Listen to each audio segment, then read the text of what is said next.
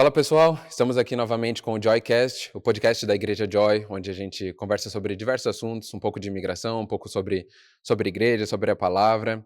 Hoje a gente tem convidados novos, estamos aqui novamente com o pastor Diego, ele já não é tão novo, já é da casa, mas também estamos aqui com o presbítero Luciano pela primeira vez, muito bem-vindo.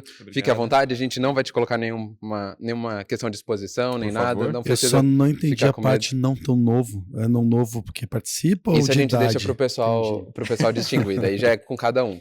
Mas hoje, gente, a gente escolheu o tema de como atravessar crise sem perder Jesus. E não sei se vocês querem se apresentar um pouquinho, talvez o Luciano, que é o Começa com os mais velhos, né? novo aqui. Perfeito. Sou Luciano, quem não me conhece, presbítero aqui na Igreja Joy, participando pela primeira vez do Joycast. Muito obrigado pelo convite. Muito bem-vindo. E vamos ver o que a gente consegue contribuir aí nesse papo bacana de atravessar crises sem perder Jesus, né? Como é que a gente faz isso? Perfeito. Demais. Diegão, quer se apresentar, pastor Diego? Eu, Diego, pecador salvo pela graça, como diz nosso querido pastor Wellington. Já copiou dele. Já copiei. Gente, sem mais delongas, vamos para a primeira pergunta. O que realmente significa não perder Jesus em meio a uma crise? A gente até colocou não perder Jesus entre aspas aqui para...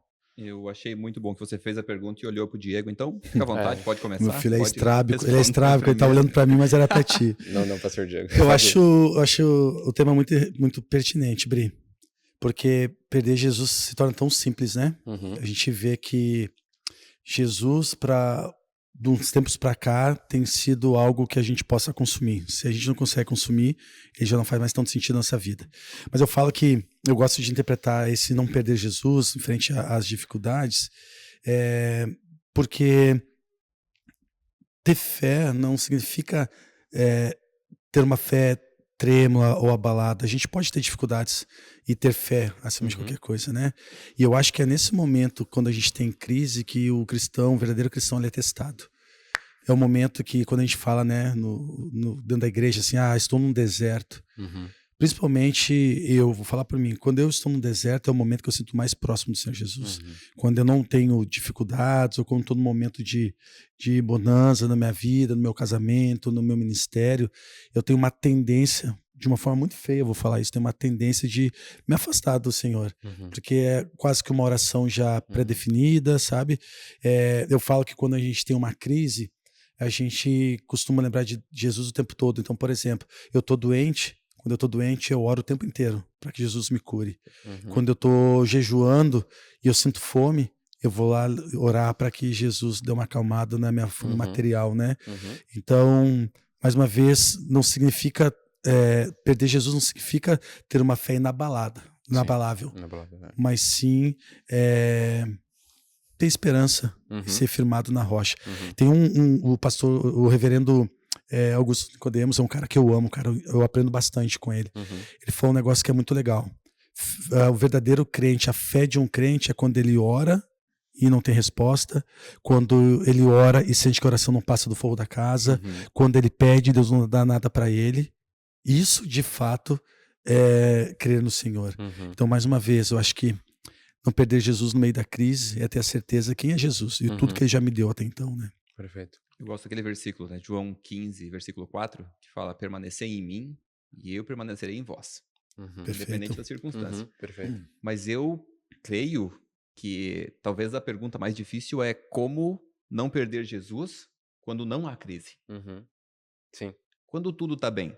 Quando você está bem financeiramente, quando você está bem de saúde, quando está tudo bem do trabalho, eu acho que é mais fácil perder Jesus nesses momentos, porque a gente se acha autossuficiente. Perfeito. Né? A gente fala assim, tá tudo certo, e muitas vezes a gente acaba erroneamente atribuindo isso ao nosso próprio sucesso. E aí, quando vem a crise, a gente olha e começa a ir rumo ao deserto, né? Como o Diego falou, e falou, cara, quando eu me despeço, me dispo de todo o meu orgulho, né? Toda a força que eu acho que eu tenho, utilizo todos os meus recursos e eu me volto para Jesus, é onde eu realmente sei que a crise, na verdade, me ajudou a chegar até Ele. Perfeito. Né? Então, talvez o cuidado que a gente tem que ter é como não perder Ele quando tudo está bem. Exato. Até uma das próximas perguntas que a gente vai ter um pouco mais lá para frente sobre isso, então eu não vou puxar muito mais o assunto para que a gente possa depois construir tudo ali. Ô, Bri, deixa eu já pedir desculpa pro pessoal que está nos assistindo de casa. É notável que eu tô com a voz um pouco prejudicada, mudou o clima aqui. E eu tô envelhecendo, né? Meu sistema imunológico ainda é mais o mesmo, então eu tô um pouco abalado. Começar pelos mais velhos. Isso. E de vez em quando eu vou tirar o rosto, obviamente, do microfone, mas vou dar pequenas tossidinhas, mas eu já peço perdão desde então. Não tem problema, o pessoal do nosso áudio, eles vão dar um jeito de tirar... Vão trabalhar o ruído. As tosses, eu não sei como eles vão fazer isso, mas boa sorte, pessoal. Vai ficar tudo bem. Se conseguir deixar minha voz parecida com a voz do pastor Wellington, eu agradeceria. Gente, eu concordo com tudo que vocês falaram e acho que também já meio que leva ali na segunda pergunta, que é por que Deus permite que cristãos passem por crises, mesmo eles sendo fiéis? Vai, quer ir? Eu vou. Então vai, faça isso. Na chuva pra se molhar, né? Eu acho que nós temos que entender que crises não são castigos. Acho que são coisas diferentes, né? Porque castigos são coisas que, humanamente falando, que são atribuídos a nós por mau comportamento. Sim. Né? Castigos são coisas que você recebe quando você fez algo errado. Uma punição. Uma punição, exatamente. Crises, não necessariamente. Né? Crises são momentos que você vai passar, crises são momentos que Deus permite que você passa e tudo. Mas, vou falar por mim, pela minha própria experiência. Eu não conheço uma única crise que eu tenha passado, e já foram várias, que eu não saí fortalecido. É isso. Perfeito. O castigo, não necessariamente. Porque muitas vezes do castigo você sai com raiva. Né? Você fez algo, recebeu uma punição, você não acha justo, né? E você sai dali pior querendo se vingar daquilo. Isso é verdade. Não, é verdade. Mas nenhuma crise que eu passei durante a minha vida toda, eu saí com raiva daquilo. Hoje eu olho para trás e falo, hoje eu entendo. Né? Sabe, Lu, eu gosto de dizer que crises, e a gente está tratando com essa terminologia, né? E eu costumo dizer que nas crises a gente revela a nossa verdadeira dependência. Sim. É nas crises que expõe os ídolos escondidos no nosso coração, sabe? É nesse momento, assim, eu estava conversando com um irmão lá em St. Catharines, e ele é um cara que tenta ajudar muitas pessoas. E ele está passando por um momento não tão favorável, e ele não se permite ser ajudado. Isso é um ídolo no coração dele. É algo que está guardado. Um orgulho, né? Um orgulho. E a gente, acho que teve um podcast que a gente falou sobre isso, né? Sobre os ídolos do coração. Sim. E então eu acho que nesse primeiro momento as crises nos remete uma forma de aprendizado de revelar a nossa verdadeira dependência ao Senhor. E o segundo é nos conformar à imagem de Cristo. O sofrimento é o caminho que Jesus trilhou, sabe? Para nós estarmos aqui hoje fazendo o que nós estamos fazendo, gravando, levando a palavra do Senhor até a casa das pessoas, houve uma crise, houve um sofrimento. Certo. E o sofrimento de Jesus não foi algo que ele mereceria passar, mas foi pelos meus pecados, teus pecados. Sim. Eu dou o exemplo, tu não é pai, né, filho? Não é pai, né, filho? Ficou estranho. Não sou nada, tô num limbo, mas né? Pra nós... Não é pai, tu não é filho, tu tá num limbo. Mas para nós, né, Lu, principalmente somos pais. Quando os filhos estão passando por uma crise, às vezes passar a mão é o suficiente. Outras horas não, outras horas a gente tem que ser um pouco mais enérgico. Eu gosto de, quando a gente fala sobre isso, eu gosto de lembrar de Romanos 5, dos versículos 3 ao 4, que diz assim, ó, o Senhor nos diz, e não apenas isso, alegramo-nos também em nossos sofrimentos, pois sabemos que o sofrimento produz a perseverança. A perseverança é caráter aprovado, e o caráter aprovado é a esperança. Perfeito. Então, acho que a gente interpreta como crise, mas como o Lu disse lá no início, é uma forma de trabalhar nosso coração, né? A gente ouve isso, vem no Instagram, vem em todos os lugares. Eu pedi que Deus me desse força, então ele me deu dificuldades. Eu pedi para que ele me desse sabedoria, ele me deu problemas para resolver e tudo mais. Acho que é isso. Então, quando a gente interpreta que Deus é um Deus soberano, ele é o criador de tudo e nós somos a criação e a criatura, primeiro o que ele faz para nós está tudo certo, não cabe nós o questionamento, e sim o aceitar. Mas quando a gente entende que essas crises que nós navegamos, existe um Jesus dormindo no barco, deitado no barco, é muito maravilhoso. E até que abre uma ressalva, para quem não assistiu o culto de uns sábados anteriores, tá o Lu, o pastor Juliano e o Ed dentro do barquinho, na hora que Jesus chama, né, para que pudesse caminhar sobre as águas, para caminhar sobre as águas, remete isso. Se a gente entender que tudo que a gente passa, mas Jesus está ali no barco com a gente, ele é capaz de calmar as tempestades, os ventos, esse passar é mais fácil, né? Com certeza. Mas acho que deve ser muito complicado, porque ali, que nem na pergunta a gente fala, mesmo sendo fiéis. Porque, de repente, a pessoa que ela teve um encontro recente com Jesus, quando ela se converte ou quando ela começa a entregar a vida para Jesus, ela espera que ela não vai mais passar por tempestades, ou ela não vai mais o passar por evangelho da deserto. prosperidade, né, filho? Exato. Então Isso é ruim.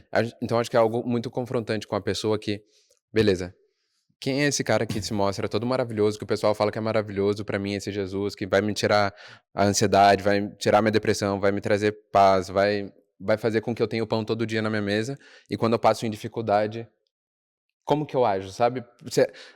Será que essas pessoas veem um silêncio de Deus na vida delas, talvez? Vocês acham que pode acontecer isso? Vocês acham que é bem frequente a gente acabar pensando dessa forma quando a gente é recém-convertido? De nos afastar de Deus, por exemplo? Não nos afastar, mas, por exemplo, assim, recém-convertido, tu espera que a tua vida seja maravilhosa a partir do momento onde tu te entrega pra Jesus. E daí começa uma crise, como assim? De repente, na primeira semana já... E normalmente acontece. Exato. Normalmente acontece, né? E aí o complicado é que a gente tem essa ideia. A gente tem porque eu passei por isso, né? Quando eu me converti, quando eu conhecia Jesus, quando ele me resgatou lá do buraco onde eu estava, eu tinha a ideia que a minha vida seria perfeita. Eu não teria mais problemas. Os problemas que me afligiam até então estariam sanados. Então, acho que a gente cria uma expectativa que ter Jesus como seu Senhor e Salvador vai resolver todos os seus problemas terrenos. Exato. Isso é o problema. Porque, na verdade, vai resolver todos os meus problemas. Porque as coisas que nós passamos aqui não são problemas. As questões que nós temos que resolver diariamente, né, elas se tornam tão pequenas, tão ínfimas, né, quando a gente entende verdadeiramente o propósito e o caminho da salvação. Mas eu acho que aí se torna ainda mais importante a questão do discipulado. Perfeito. A questão do novo convertido ter alguém que acompanhe essa pessoa, que explique verdadeiramente, né, sobre o amor de Jesus, sobre a redenção, sobre a salvação, sobre a cruz, o que isso significa, o que isso impacta, para que haja uma expectativa sobre o real motivo que é a salvação. E não a nossa vida aqui. E aí é importante o pastoreio, e aí é importante o discipulado, aí é importante o pequeno grupo, para que essa pessoa que acabou de conhecer Jesus não fique à deriva do mundo, né, com suas próprias expectativas muitas vezes erradas. Perfeito. E quando tu fala silêncio, né, filho, de repente no meio da dor, né, de tá aqui minha calça. Primeiro, acho que a forma saudável de fazer isso é reconhecer a dor, né? Então, quando eu reconheço a dor, até Jesus, lá em Mateus 27:46, fala assim: Deus meu, por que me desamparastes? Né? Eu dependo da versão, por que me abandonastes? Primeiro, reconhecer a dor, então, por que está passando. Eu costumo dizer que Deus não se importa da gente olhar para cima e questionar o que a gente está passando. Porque é muito mais genuíno, verdadeiro, a gente ser honesto com Deus do que a gente fingir que tá tudo bem, as coisas não estão tudo bem. Sim. E aí, quando eu finjo que as coisas não estão muito bem, eu mais murmuro do que converso com Deus, né? Acho que a segunda coisa é perseverar na oração. Cara, se tá difícil, tá sentindo que Deus não tá falando contigo, tá sentindo que tu ora e nada acontece, cara, jejua. Jejum e oração é fundamental. Porque a gente fala sempre que tem caças de demônios que só sai com jejum e oração. Sim. Então, se as coisas não estão se encaminhando como deveriam se encaminhar, a gente precisa jejuar, né? E, por fim, a palavra de Deus, cara. Se a gente está passando por dificuldade, não está ouvindo Deus falar, é sinal que tua Bíblia está fechada. Porque a Bíblia é a palavra de Deus. Então, se tu abrir a Bíblia, com certeza ela vai ter resposta para o que tu está perguntando, né? Muito bom. Eu vejo dessa forma. Né? Toma uma água aqui. Pode tomar, fica à vontade. Já indo para uma terceira pergunta agora, como identificar quando uma crise está afetando o nosso relacionamento com Deus? Que eu acho que, novamente, segue um pouco da última conversa que a gente teve, né? Acho que é muito fácil da gente perder um pouco do norte de onde está o nosso relacionamento com Deus, né? E como que a gente faz para identificar que uma crise está nos afastando? Eu acho que o nosso relacionamento com Deus, ele, em determinadas proporções, ele é muito parecido com o nosso relacionamento com qualquer outro ser humano. É assim que eu vejo, né? Eu vejo que Deus me trata como filho, né? E eu vejo muitas similaridades na forma que eu trato com os meus filhos, certo?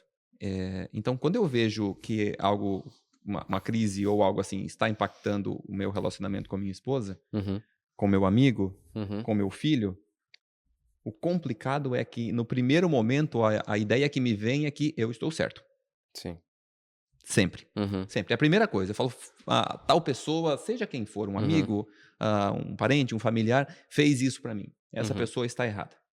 E eu levo esse mesmo orgulho em momentos quando a crise vai chegando, achando assim, Deus não viu. Deus permitiu. Eu tenho o ímpeto de entregar e culpar a Deus por algumas coisas que estão acontecendo. Perfeito. Nesse momento cabe, obviamente, a leitura da palavra, a autorreflexão, a meditação e até ontem, todas as crises que eu passei, que eu culpei a Deus, eu cheguei em um momento e entendi que a culpa era minha. Sim. Né? Mas até ontem... te dá uma dica, irmão. Acho melhor tu se contentar com esse sentimento, né? A estatística tá a favor dele. Exato. Mas é difícil dizer que, assim, como manter isso. Porque isso é muito particular de cada um. Sim. Né? Mas ele que prometeu que não nos abandonaria, de novo. E isso eu digo até hoje, ele não me abandonou. Perfeito. Ele esteve ali. Né? Apocalipse fala, eis que estou à porta e bato. Se tu abrir, entrarei e cearei contigo.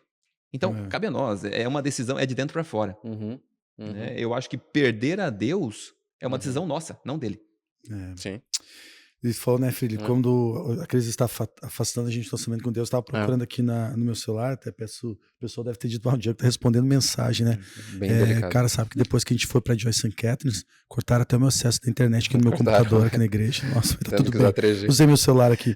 Enquanto o Lu tava falando, tava procurando, eu gosto muito de Tiago, capítulo 1, versículo 2 e 3, que fala assim, ó, meus irmãos, considerem motivo de grande alegria sempre que passarem por qualquer tipo de aprovação, pois sabem que quando sua fé é provada, a perseverança tem a oportunidade de crescer. Eu acho que 3 coisas que a gente pode observar se de fato a crise está nos afastando do Senhor. Você parou de orar e ler a Bíblia? Não porque não está tendo tempo, mas porque está meio chateado com Deus. Então, cara, Deus não está me ajudando, então eu vou parar um pouco de ler a Bíblia, que não está funcionando. A segunda coisa é amargura. Você tem mais murmurado do que conversado, você tem mais falado das coisas ruins da sua vida do que as coisas boas, porque eu falo sempre que o melhor jeito de pregar o evangelho não são palavras propriamente ditas, mas ações. As tuas ações expressam o quão crente tu é, o quão cristão tu é. Então tu tá mais questionando, achando que Deus é cruel, indiferente, e falando isso para as pessoas. O terceiro ponto, a idolatria que substitui o Senhor Jesus. Eu tô passando por dificuldade, então aqui não é apontar dedo e não é senso de juízo, nada, mas quer saber? Eu tô tão triste, tão abalado que eu vou hoje beber até cair. Ou eu vou usar drogas. Então começa a substituir a pessoa que tinha que estar ali do teu lado, que é o Senhor Jesus, por qualquer outro Deus. Prazer momentâneo. Prazer momentâneo, acho que a palavra é essa. A pessoa acha que vai se encher daquilo e acaba que de repente até vai se sentir aliviada durante um tempo, né? Mas o prazer momentâneo, como ele já fala, é momentâneo, né? Uma hora ele vai acabar. O nome já fala. E o pior, né? Eu acho que tem um preço, né? Ele não, tipo, a partir do momento onde as pessoas conseguem receber esse prazer momentâneo, seja pela droga ou seja por qualquer outro assunto, depois tem um preço, né? Depois tem uma culpa, bate um descontentamento, né? Porque é aquilo que a palavra fala, né? O corpo é um lugar onde o Espírito Santo tem que preencher, né? E a partir do momento onde o teu corpo não tá limpo pro Espírito Santo preencher, tu vai se sentir um vazio, né? E outra coisa, né, filho? Qual é o salário do pecado? É a morte, né? A morte. É bem leve. É isso. E tu até, Lu, falou uma coisa sobre que a gente tem que conhecer a Deus, que como tu leva os teus relacionamentos, como tu leva o teu relacionamento com Deus. Uma coisa que eu sempre falo pros adolescentes aqui é que não tem como a gente ter intimidade com quem a gente não conversa. E o nosso relacionamento com Deus é a mesma coisa. Perfeito. Se a gente não tem tempo para Ele, seja para dobrar o nosso joelho e orar, ou conversar com Ele durante o dia a dia, abrir a palavra dele, que também é uma forma de conversa, ele já te escreveu tudo, a conversa dele já tá toda ali, né? Então agora só basta tu pegar e ler. Eu acho que é muito mais fácil a gente se perder e a gente se perder nessa questão do nosso relacionamento também. Deus está afastado de mim. Não, como assim Deus está afastado de ti? Eu estou afastado. A palavra está ali aberta na tua mesa o tempo todo que tu precisar. E acaba que a gente nem abre muitas vezes no dia, né? Não sei se vocês querem contribuir. Não, tá ótimo. Muito bom, gente. Tá fluindo bem, né? A galera aqui. A Lu tá aqui, né, irmão? Os presbíteros estão tá bem, estão representando só, bem, né? Graças a Deus. Eu acho que, pelo que eu tô vendo tu falar, já comentei isso no outro podcast, teu pai deve ser um provedor espiritual muito bom, porque também tem um bom discurso. Parabéns aos pais, né? Parabéns aos pais. Novamente. Gente, então, na prática, o que ajuda alguém a manter a fé viva durante um tempo de dificuldade? Acho que a gente já meio que falou durante toda a palavra, né? A palavra, começa. Né? A Bíblia fala, né? Romanos 10, desculpa, você ia... Não, Romanos hoje 10. tu pode tudo. Não, hoje tu pode... Tu bateu o sininho antes. Bati o sininho. Tu pode fazer igual o que quiser repassa. Uhum. Enfim, a Bíblia fala, né? Romanos 10, 17, que a fé vem pelo ouvir e ouvir da palavra de Deus. Ouvir, o ler, o estar em contato, né, com Deus, com a palavra, porque, novamente, Deus está ali o tempo todo. A opção de buscar é nossa. Né? E eu já falei algumas vezes, o fato de Deus ser infinito, estar ali o tempo todo, faz a gente, não isso faz a gente, mas a gente usa isso como desculpa para negligenciar a presença de Deus muitas vezes. Fala, se eu não aparecer hoje, se eu não orar hoje, amanhã Deus vai estar ali. Né? Então esse é um dos maiores problemas, às vezes. A infinitude de Deus faz eu ser um cristão pior. Uma zona de conforto. Uma zona de conforto. E a gente tem que tomar cuidado, cara. Eu até preguei isso quando eu falei sobre Raabe. A gente tem que cuidar para não usar a Bíblia como um livro de autoajuda, no sentido, ou tipo um manual de conveniência. Acho que é a palavra mais correta. Manual coaching. Sabe? Eu abro a Bíblia e eu olho assim, honrar pai e mãe. Não. Isso não quero. Sabe? Alegrar-nos, vou para casa do Senhor. Isso eu quero. Ou amar sua esposa ou morrer pela sua esposa, como Jesus, né? Não, isso eu não quero. Então, quando eu começo a ver a Bíblia com aquilo que só me serve, isso já é terrível, é destruidor. Porque aí tu tem a sensação, e é só a sensação, que tu tem controle da tua vida. E a gente sabe que a gente não tem controle de nada. A segunda coisa, uma oração sincera, foi o que eu falei agora anteriormente. Cara, as pessoas acham que orar, a gente vê isso inclusive no pequeno grupo, né, Lu? As pessoas acham que orar, e elas deixam de orar porque elas falam assim, eu não vou saber falar palavras bonitas. Cara, os fariseus falavam palavras bonitas e nunca chegou ao céu as orações deles. Perfeito. A melhor oração é aquela que a gente se rasga, cara, sabe? Quando Mateus 6,6 diz, eu vou começar a jogar aqui passagem bíblica, porque o Lu tá tentando me sufocar aqui, ele sempre vem com uma passagem bíblica, né? Mateus 6,6 diz, quando você estiver em aflição, vá pro seu quarto, tranque a porta, dobre os joelhos, ore em secreto, porque Deus tá vendo seu coração e não te ouvindo. Então significa, não é o que a tua boca fala, é o que o teu coração tá sentindo naquela hora, como verdadeiro é. Acho que o terceiro ponto aqui muito importante, cara, é congregar numa igreja, num PG, quando os pastores batem na tecla, pastores e presbíteros, você precisa vir no culto, não é porque tem que vir no culto, se não tiver no culto, Deus não vai falar contigo, não é isso. Né? É isso. Tem que ir para um PG. Cara, comunhão em grupo é maravilhoso. A igreja tem esse papel de um cristão ajudar outro cristão, né? E eu, por fim, memória. Lembrar do que Deus já fez para nós até aqui, cara. Porque se a gente se apega naquilo, tô passando por uma dificuldade, Deus não me ama mais, pelo amor de Deus, o que ele fez? O que Jesus fez por nós? Ele deu seu filho, seu único filho por nós. Então a gente não pode descartar tudo que Deus fez para nós. Eu falo que o ser humano, hoje a vida do ser humano é descartável. O Lu é meu amigo, até a página B, eu não preciso mais dele, ele deixa de ser um amigo. Então a gente tem que tomar esse cuidado. Exato. Perfeito. Quer contribuir com alguma coisa? Perfeito. O pai falou tudo por ti, né? Agora. Acho que pode continuar assim, inclusive, tá ótimo. Ele fala, você pergunta, ele fala, eu concordo, volta pra você. Eu tinha um professor. Por mim tá valendo. Acho que tá com um documento compartilhado e ele tá pegando as tuas respostas. Por isso que eu tô falando primeiro, sou bobo. Tinha um professor que fala uma coisa muito legal. Se você quer parecer alguém que sabe do que está falando, presta atenção em alguém que saiba falar e repete sempre no final da frase o cara falar. Então a gente tem que cuidar pro livro não ser um livro, a Bíblia não ser um livro de autoajuda. Verdade, quando a Bíblia é um livro de autoajuda é um problema. Cara, a gente tá sempre negociando. Tá? Exato, é a participação, né?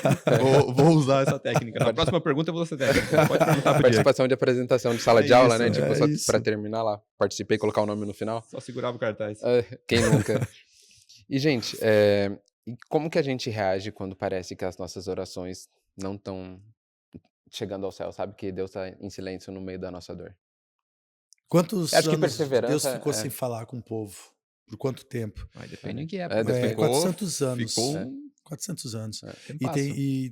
Normalmente na Bíblia, entre o Velho Testamento e o Novo Testamento, tem uma página em branco. É um silêncio que acontece ali. Então, acho que não ouvir a resposta de Deus não significa que não está te ouvindo. Mas eu não vou falar, porque a minha esposa já me chamou a atenção disso. Amor, ali o negócio é pra gente conversar e tu fica falando, Lu, desculpa. Como reagir quando tem uma oração? Como é que é a pergunta? Nem lembro mais, Brito. Vamos lá. Como reagir quando oramos e parece que Deus está em silêncio no meio da nossa dor? Parece que não está chegando ao céu, né? Eu acho que já ouvi muito na rua e até em igrejas, às vezes, gente falando que assim, calma, o que é seu, Deus está preparando. Deus está preparando o melhor para você, por isso que ele não te respondeu ainda. E aí eu penso, um Deus que criou tudo, né? Tudo que existe em 7 dias precisa de tempo, cara, para me entregar um negócio. Na minha cabeça não faz muito sentido. Né? Desculpa. Não faz? Né? Eu olho assim e falo, cara, não, a minha resposta, Deus está preparando. Deus levou 3 anos, 4 meses e 7 dias para preparar. Desculpa, eu não consigo conceber a ideia de um Deus que precisa desse tempo todo para resolver um problema meu ou algo nesse sentido. Mas eu acho que a perseverança é a chave. Com certeza. Né? Porque a gente não deve orar até que Deus nos escute. A gente tem que orar né, até que a gente escute Ele. É isso. E não tem prazo. Eu acho que o silêncio de Deus, e a gente fala muito do livro de Jó, né? E tudo. Sim.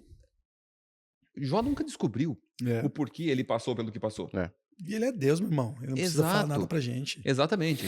Né? Eu sei que tem uma angústia, porque quando a gente pede, é sempre com o intuito de receber. Né? E a gente se acha merecedor disso. Sim. Né? Eu pedi a Deus, levei o meu clamor a Deus e usa muitas vezes a palavra fora de contexto, porque ele falou, pedis e recebereis. E a minha resposta não vem.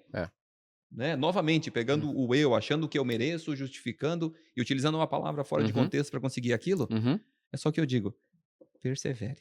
Persevere. O Salmo 40, né? Ele fala, esperei confiantemente no Senhor. Ele se inclinou para mim e ouviu o meu clamor. Mas não necessariamente no tempo que eu acho que é o correto. Perfeito, né? Então, assim, o Senhor vai te responder, o Senhor vai te ouvir, digo que ele já te ouviu.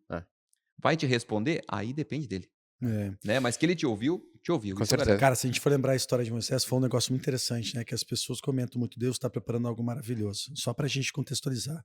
Deus tinha um plano perfeito para Moisés, que trata-se sobre tirar o povo hebreu do Egito.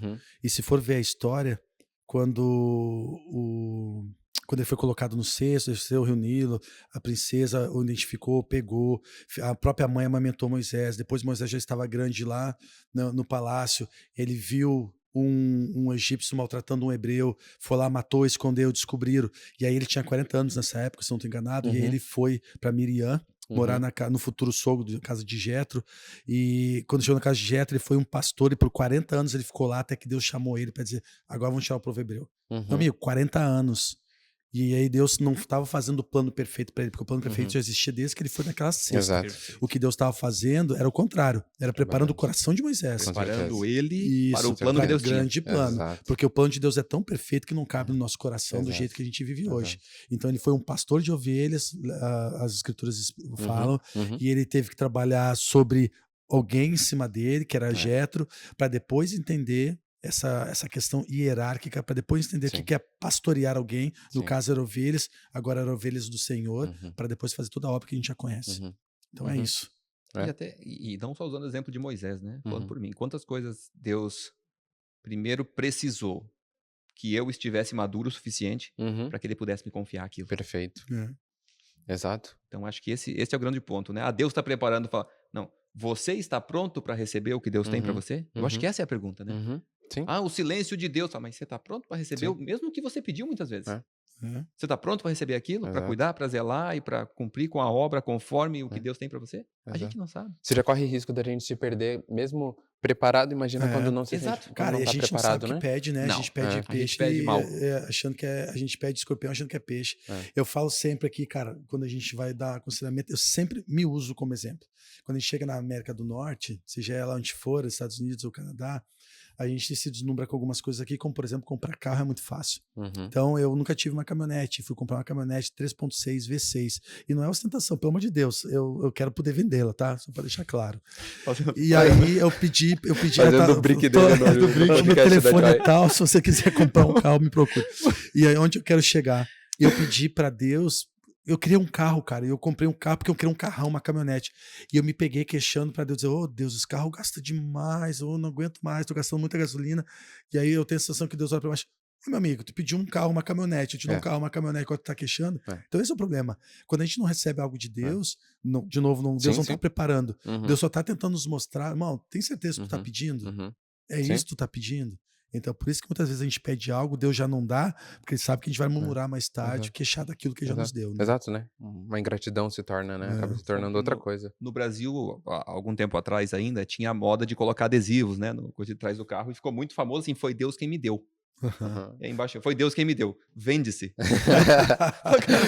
Não deu? Como é que vai vender esse negócio? Veio de graça? Tipo isso. Gente, mas agora, vendo de uma outra forma, assim, vocês acham que tem alguma forma que é saudável, novamente, entre aspas, de se duvidar sem se afastar de Deus? Duvidar em que sentido? Duvidar dos planos dele, do momento que a gente tá vivendo. Eu acho que... Por exemplo, a gente sabe tudo isso na teoria. Beleza, eu tô vivendo um momento de dificuldade, é porque Deus tá me fortalecendo pra algo. Eu tô vivendo no deserto, provavelmente Deus quer que eu viva esse deserto para que eu veja a dependência que eu tenho dele. Mas até que ponto que essa dúvida, isso pode se tornar, tipo, prejudicial pra gente, de não acabar duvidando tanto que a gente acaba virando as costas pra Deus em vez de correr até ele? Eu chamo isso de dúvida destrutiva, sabe, filho? Quando eu passo por uma dificuldade, mas eu não acredito mais. Eu vou parar de buscar, não acredito mais. Eu acho que a dúvida saudável é maravilhosa, porque a dúvida saudável leva para o crescimento. Sim. Quando eu duvido, não. E a palavra duvidar aqui, a gente tem só cuidar etimologicamente o que ela significa. O duvidar aqui não está relacionado, duvidar diz assim, com desdenho. Não, tô fazendo uma falta de confiança. Duvidar de se eu sou, inclusive ao contrário, se eu sou merecedor para aquela bênção. Pode ser. Então, eu tô lutando para crer. Eu juro que eu quero acreditar nisso, mas tá tão difícil para mim. Essa é uma dúvida saudável, sabe? Quando a gente consegue, eu uso uma expressão, ver graça na dificuldade. E é difícil, né? A gente ver graça na dificuldade. Uma vez um irmão veio pedir um aconselhamento pastoral que havia perdido o filhinho dele. E aí, numa dessas conversas, ele falou assim, mas eu dou graças a Deus porque Deus fez na minha vida. Cara, aquilo foi tão chocante pra mim. Eu falei, meu irmão, explica um pouco aí. E ele falou assim, meu filho viveu comigo 9 anos. E eu dou graças a Deus por ter vivido 9 anos com meu filho. Eu poderia ter passado por essa vida sem ter conhecido meu filho. Brother, aquilo foi tão lindo. Tão lindo. Então complicado, a gente vê, né? Nossa, assustador. Então eu quero dizer que duvidar é saudável. Tem em Marcos 9:24, tu estava falando aqui, eu procurei, tá escrito assim, ó, no mesmo instante o pai do menino exclamou, eu creio, ajude-me a crer ainda mais. Então a gente crê porque a gente conhece o evangelho. Tô falando como cristão, né? Sim. A gente conhece o evangelho. Agora a nossa dúvida é, Deus, me dá sabedoria proporcional às dificuldades que o Senhor tá me dando, né? Perfeito. Acho que é isso. Mas eu acho que a dúvida, eu acho que tem duas vertentes que a gente pode usar nessa mesma resposta, né? A dúvida que te faz duvidar dos planos de Deus para ti e a dúvida que te faz buscar mais dele. Né? Principalmente quando isso se torna uma forma de você se aproximar dele. Fala, pai, eu quero entender de maneira clara os planos que o Senhor tem para mim. Né? Não que eu esteja duvidando que isso aqui é o que o Senhor quer para mim, né? Mas me mostra. E o versículo, Marcos 9:24 é isso, né? Senhor, eu creio, mas... Me ajuda, né? Me ajuda na minha incredulidade. Eu creio, mas aumentai a minha fé, né? Dependendo da versão. Sim. E essa é justamente esse ponto. Né? Eu, sozinho, não consigo. E aí a gente volta no ponto que a gente tenta passar pela crise sozinho. Seja a crise de dúvida, seja a crise... Quando a gente tem que trazer ele para nossa vida o tempo todo. Como fica mais fácil, né, de passar por uma crise, uma dúvida, quando você está com Jesus. Perfeito. Sim, perfeito. E, gente, a gente não pode esquecer, né? As pessoas, às vezes, ficam constrangidas de duvidar das obras de Deus de uma forma saudavelmente não destrutiva. Mas se a gente for lembrar na história, salmista duvidou, Tomé, Jó, Tomé, Jesus falou, toca aqui, ó. Toca aqui pra saber o que aconteceu comigo. Não tá acreditando. Então é isso. E eu não lembro, vocês me corrijam, presbítero, me corrijam, que se quando a gente lê isso biblicamente, tá lá Jesus exortando Tomé ou xingando ele ou disciplinando ele, não. Você acredita? Toca aqui, cara, tô aqui. É isso, Deus é maravilhoso, ele é pai, cara. O pai dos pais. Ele então, ainda fala, né? Benditos aqueles que creram sem ver, né? Perfeito. É isso.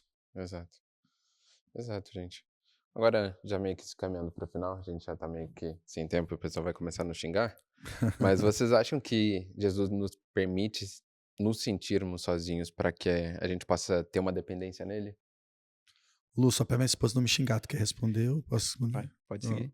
Vai fazendo. Aguenta aí agora. Mais fácil. Eu responderia isso, Bri. Tá lá em 2 Coríntios 12:9, que fala: minha graça é suficiente para você, pois o meu poder se aperfeiçoa na fraqueza. Perfeito. O que Paulo dizia para nós? Que ele tinha um espinho na carne. Ninguém sabe o que é exatamente esse espinho na carne. mas aquilo ali era para provar que ele era forte na fraqueza dele, Exato. né? Porque é ali que a gente vê que a gente não tem o que fazer. Se não for a presença do Espírito Santo do Senhor, cara, todo dia, a gente já tinha abandonado o barco, principalmente para nós imigrantes, numa terra que... O inglês não é um problema para nós, óbvio, a gente tira isso de letra. Eu sempre quis falar isso. Né? Com certeza. Gente, era o único lugar que eu poderia falar isso, foi aqui, porque não é verdade. Mas enfim, eu só não queria perder a oportunidade. Mas principalmente pra gente imigrante, a gente passa dificuldade todos os dias. Se a gente não crê que Deus está no controle da situação, cara, a gente pira, né? A gente vê um cenário maluco, né? Que lembra também o pessoal no meio da tempestade lá. Exato. De Marcos, de 4, que ele fala que o pessoal tá no meio da tempestade. Uma coisa que eu refleti até quando eu fui trazer a palavra esses dias para os adolescentes é que eles estavam no meio da tempestade, mas em nenhum momento... Cristo podia ter parado a tempestade antes. Ele escolheu não parar a tempestade. Ele deixou a galera viver a tempestade, um momento de conturbação ali, até que eles pudessem ver que a calmaria deles no meio da tempestade é aquele cara que já tá dormindo dentro do barco. Por mais que ele, exato, por mais que eles pudessem acalmar. E outra coisa, Jesus não mudou o cenário até eles perceberem isso. Jesus esperou eles mudarem internamente a concepção deles, tipo, eu sou dependente de Jesus, para que ele pudesse mudar o cenário que a gente tá vivendo na parte exterior, sabe? Perfeito. E sabe o que eu falo? O cristão, ele é bobinho. Porque ele fala assim, eu quero viver uma vida conforme Jesus quer pra nós. É isso mesmo? Tem certeza? Tem certeza? É importante, tá né? disposto a beber do mesmo cálice que eu? Cara, se a gente falar isso, a gente sabe que inúmeras passagens bíblicas a gente vai encontrar. Daniel foi pra cova dos leões, e aí depois foi exaltado o nome do Senhor. Sim. Né? Galerinha lá na fornalha. Então, exatamente. Quando o rei olha assim e fala, Nabucodonosor diz, né? A gente não colocou 3 lá dentro, tem 4, parece o filho de um Deus, né? Que tá lá dentro. É isso. Se a gente quer viver uma vida pro Senhor, a gente tem que estar muito claro que isso pode refletir nós passarmos por dificuldade para que o nome do Senhor seja glorificado. E sabe uma coisa que eu vejo, Diego? Quando a gente compara Daniel, né? Que estava lá, conhecia a palavra, obviamente, né? Enfim, e foi para a cova dos leões, e os seus amigos que foram para a fornalha e não negaram a Cristo, pelo contrário. E a gente vê Pedro, que caminhou lado a lado com Jesus, viu os milagres, viu tudo que ele podia fazer, sabia que ele era o Messias, viveu, cara, tocou, almoçou, comeu com ele. Quando você não é dos discípulos, não, nem conheço esse homem. Curou em nome de Jesus. Curou em nome de Jesus e falou que não conhecia. Então, muitas vezes, a gente tem que cuidar com a nossa postura. Né? E possivelmente Pedro se viu sozinho naquela hora. Né? Então, a gente fala da solidão, e muitas vezes o problema da solidão é esse. Não é quando você está sozinho no seu quarto. Né? Eu já contei para vocês, e houve uma situação em que eu estava sozinho, né? num poço, enfim, uma vida muito difícil. E eu ajoelhei e falei, Deus, eu acho que o Senhor não existe. E aí eu sinto no meu coração, e hoje eu atribuo isso ao Espírito Santo, falo, se eu não existo, você tá falando com quem? É verdade. Aí eu falei, verdade, vou dormir. Viu como é fácil convencer algumas pessoas, velho? É simples, Tomé né? teve que tocar, ele foi só dizer, tá falando com quem, tá então? Tá falando com quem, então, né? Eu sabia, bom, pensava comigo, eu não tô ficando louco, se eu ouvir essa voz, tem alguém me respondeu. Mas eu acho que existe um outro lado da solidão, e esse é um pouco mais perigoso. A gente falou sobre isso no nosso PG alguns dias atrás, que é quando você se sente sozinho no meio da multidão. Isso é perigoso, né? E talvez seja essa solidão que Pedro sentiu. Pode ser. Né? A gente não tá, a gente vai estar conjecturando aqui, mas essa solidão é um pouco mais difícil, um pouco mais complicada. Né? Você está rodeado de pessoas, normalmente pessoas que te amam, pessoas que te apoiam, que estão ali por você, e você se sente só. Então aí se torna o perigo, né? E aí cada vez mais você precisa buscar o Senhor. E lá Mateus 28, 20 fala assim, né? Eis que estou convosco todos os dias até a consumação do século. Perfeito. Cara, essa é a nossa certeza. É isso, né? Acaba que no final das contas é isso. E qual vocês acham que é o papel da comunidade no meio das crises? A comunidade, eu coloco mais a questão da igreja, assim, o corpo de Cristo. Quero ir, Lu? Vai lá, Lu, senão eu vou ficar constrangido. Ou senão eu vou. Eu não consigo. Para de empurrar pro Lu as perguntas. Eu não consigo te imaginar constrangido, mas tá tudo certo. Eu ouvi algo esses dias que eu achei muito interessante, né? Todo mundo comenta que a igreja tem que ser um hospital. Né? Sim. Um cara fez uma analogia muito legal. Ele falou: a igreja não pode ser hospital. Né? Porque no hospital você vai, você é tratado, você é curado, você recebe alta e vai embora. Uhum. Né? Isso é verdade. E o problema é que quando você é curado no hospital, hora ou outra você pode voltar ali porque você ficou doente de novo. Sim. Então você volta para o mesmo tratamento e falou, a igreja tem que ser uma casa. Exato. Né? Onde vocês se cuidam mutuamente. E você não vai embora, ali é a tua casa. E você volta bravo, você volta chateado, você volta cansado, mas ali é a tua casa. Você volta. Né? Porque você sabe que independente do que aconteça, vão ter pessoas ali que vão te proteger, que vão te dar um puxão de orelha se precisar, que você não gosta, mas que a gente sabe que é para o nosso crescimento. Né? E acho que é Gálatas. Acho que é Gálatas que fala, levai-vos as cargas uns dos outros. Fardo em conjunto, né? Gálatas 6:2, eu acho. E isso é muito legal. Né? Porque é justamente sobre isso. Principalmente na Joy, eu acho assim, o fato de ser uma igreja de imigrantes, uma das coisas mais interessantes da Joy é a pluralidade. Né? Nós temos pessoas que vieram de várias denominações diferentes, né? Com doutrinas diferentes, e a gente aprendeu a se respeitar, a entender o que era essencial, e isso não é tocado. O essencial é mantido, e isso é maravilhoso. Mas problemas que eu tive, né? Que eu cheguei aqui e achei, cara, eu fui a única pessoa no mundo que passei por isso. Tinha irmãos que falaram, eu passei por isso também. Com certeza. Ou outros que chegaram e falaram, tô passando por isso. Falei, cara, nisso eu consigo te ajudar. Então esse é o poder da comunidade, sabe? É essa ajuda mútua. De que algo que eu estou passando, alguém já passou e me ajudou. E algo que alguém está passando agora é a minha vez. Então essa troca de experiências na comunidade, ela é essencial. E dá até um incentivo também pra galera do PG, para quem não participa de PG, participar de PG, porque é um momento que não é só um momento onde tem estudo bíblico, mas também é um momento de cuidado, de comunhão. Ainda mais para quem é imigrante, que não tem família aqui, é um momento onde você se sente pertencente a uma família. Por mais que a igreja é uma família, mas é uma família muito grande, então às vezes a gente não consegue ter comunhão com todo mundo. E o lugar do PG é aquele grupo pequeno ali, concentrado, onde a gente consegue ter isso, né? Lugar de cuidar e ser cuidado, né? Tu falou do hospital, eu concordei quando o cara falou, mas é que eu achei que tu ia falar outra coisa. Vai parecer que eu tava indo na onda dele, mas é que a palavra fala, né, que não são os saudáveis que precisam de médicos, mas sim os doentes. Era nesse ponto que eu achei que tu ia chegar e falar que a igreja é um hospital. Entendi. Ainda bem que veio a palavra na hora, assim. Se olhasse, eu ia dizer, só fui na dele. Acho que o papel da comunidade é a mão visível de Deus, sabe? Eu falo que tem pessoas que estão saindo desse mundo sem conhecer Jesus. Sim.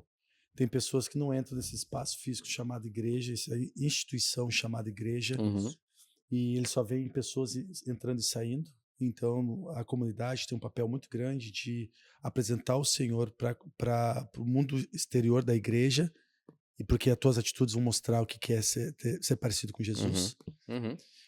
Nós temos, a maioria das igrejas, a Joy tem, tanto a Joy aqui em Hamilton, a St. Catharines, o grupo de intercessão. Irmãos, enquanto nós estamos aqui gravando podcasts, existem pessoas de joelho dobrado orando por nós, pedindo que o inimigo não nos ataque, não toque na nossa família.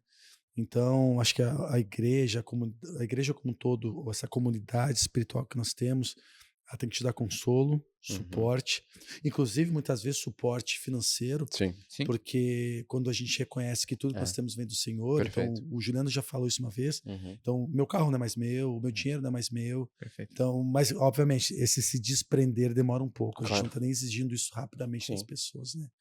Mas se sente isso no coração, não tem por que fazer, Poxa. né? Gente, eu vou tenho um carro V6, eu tô vendendo. Parou com o anúncio, por favor. Jesus já quebrou umas barracas dentro da igreja por muito menos, tá? Vamos lá vamos lá com acelerar aqui, só senão o pessoal vai ficar bravo comigo, questão do tempo. O pastor Juliano até apareceu lá na porta. Gente, como que a gente diferencia uma crise emocional de uma crise espiritual? Porque é muito fácil de se perder ali no meio das duas, né? Tem que cuidar, né? E aí é uma coisa, ainda mais, o mundo está falando sobre isso, sobre transtornos mentais. Né? Então acho que a gente tem que tomar muito cuidado para diferenciar o que é espiritual e o que é material. O que é material tem que tratar com remédio, médico, o que é espiritual com o médico de todos os médicos, que é o Senhor Jesus e a palavra. Né? Eu acho que quando há um desequilíbrio psicológico, principalmente, tem um irmão que briga o tempo todo na igreja, cara, sabe? Sim. Quando a gente vai fazer um panorama, será que é essa palavra correta? Mas enfim, quando a gente faz um panorama da vida da pessoa, a gente vai ver uma pessoa desregrada, vai ver que é uma pessoa que tem seus próprios vícios mais íntimos e secretos, são pessoas que não vivem o que o evangelho pede, então tem que cuidar, porque a gente dá o mérito todo para Satanás, fica chato, né? Ele nem tem todo esse poder sobre nós. Tô passando por algo, é o espírito. A gente sabe sim que existe forças do mal, forças malignas. Jesus falava que, de novo, eu já citei isso há pouco tempo, que tem caças de demônios que só saem com jejum e oração. Então, o que tu está passando, já aconteceu isso na Bíblia, já deu uma lida antes. Primeiro, se tu não sabe, já é um problema, porque então tu teria que ler a Bíblia para saber o que está se passando lá. Segundo, quando você está na casa do Senhor e isso acalma, não acalma. Tem coisa errada aí. Então, eu acho que quando, por exemplo, eu vejo coisas como ansiedade, depressão, pânico, isso é humano. Isso tem que ser tratado. A gente ouve falar, mas crente não pode ter depressão, crente não pode ter ansiedade, crente não pode ter câncer, então crente não pode ter ataque cardíaco. Pelo amor de Deus. Esse conceito caiu já por muito tempo. Então isso a gente vê que vem do mundo. Agora, por exemplo, eu briguei com o irmão, aquilo maltrata o meu coração. Sabe? Culpa mal resolvida, assim. Eu peco, eu tenho vício de pornografia. Eu vejo pornografia, mas depois aquilo me destrói. Eu fico com vergonha de orar pelo Senhor. Isso é espiritual. É o pecado da carne, né? Isso é espiritual. Volta ao que a gente falou ali. E aí, como fazer, né? Que é espiritual, vem pro pastor. Mas que é físico também não pode? Claro que pode. Mas o pastor, se tiver consciência, em sã consciência, ele tem que entender que tem coisas que tem que ser direcionado pro médico, pro psicólogo. Outras coisas é joelho dobrado, né? Isso aí. A única coisa que eu acrescentaria é que eu acho que a crise emocional ela afeta o sentimento, enquanto a crise espiritual afeta a fé. Né? Então, quando eu vejo assim, quando tem algo me pegando tudo que abala a minha fé, né, o meu relacionamento com Cristo, eu falei, opa, isso fugiu do âmbito material aqui, isso está entrando num campo que para mim é muito precioso, que eu não quero permitir que isso abale. Né? Então eu posso ficar chateado, eu posso ficar bravo ou até feliz às vezes. Mas se isso em qualquer circunstância me afastar de Cristo ou balançar a minha fé, eu falo, opa, peraí, então eu acho que a crise emocional e a crise espiritual eu consigo separar dessa maneira. Boa. Tu falou até uma coisa que a gente dá o mérito todo pro inimigo às vezes, mas só um é onipotente, onipresente, onisciente, né? E com certeza não é o inimigo que é nenhuma dessas características, né? Só Deus mesmo. Então ele realmente merece mérito algum, né? Gente, vamos já encaminhando para o final e até a última pergunta. Já vou fazer meio que uma despedida aí. Se vocês tiverem alguma dica, assim, para quem está passando por crise, para quem tá precisando de ajuda, para que não perca Jesus do centro, que vocês possam compartilhar aí, seja uma coisa pessoal ou só algo baseado na palavra mesmo, mas uma dica aí pro pessoal que tá passando por isso, né? Eu diria que durante essa minha curta vida, porque eu sou jovem, né? Sim, né? somos. Então, não houve um dia sequer em que eu olhei para trás e eu não consegui ver a mão de Deus. Né? E hoje, e o problema da crise, que a gente já falou, é que a gente só consegue enxergar isso depois que a gente passa por ela. Sim. Né? Mas espiritual, né? Deus esteve em cada minuto. Assim, em cada momentinho, e olhando para trás a gente percebe. Né? Às vezes me consolando, às vezes me dando força, às vezes me puxando a orelha, né? Ele estava lá. Então, independente da crise que você esteja passando, não se preocupe. Ele está contigo. Na verdade, a opção é, você quer estar com ele? Né? Eu acho que esse é o grande ponto. Então, escolha estar com Jesus e o resto vai se resolver. Perfeito. Vou até me virar aqui para o pessoal me ver melhor. Claro. Pode ser? Pede para o pessoal da câmera te pegar. Né? Dá um close aqui, mas para esse lado aqui, pessoal. Não vai falar do carro que você tem, que é um... Não, deixa pra lá. Tá bom. O pastor Juliano chegou no estúdio aqui. Okay. Não posso falar. Eu aprendi a passar as crises da minha vida lembrando de algumas coisas que para mim são bem importantes. Não tem nada, mas nada que eu faça que pode mudar a minha história. Porque Deus já escreveu ela a ponto de me conhecer antes mesmo de eu ir pro útero da minha mãe. Então, cara, eu quero ser rico. Se não tiver nos planos e no centro da vontade de Deus, tu não vai ser rico. Sabe?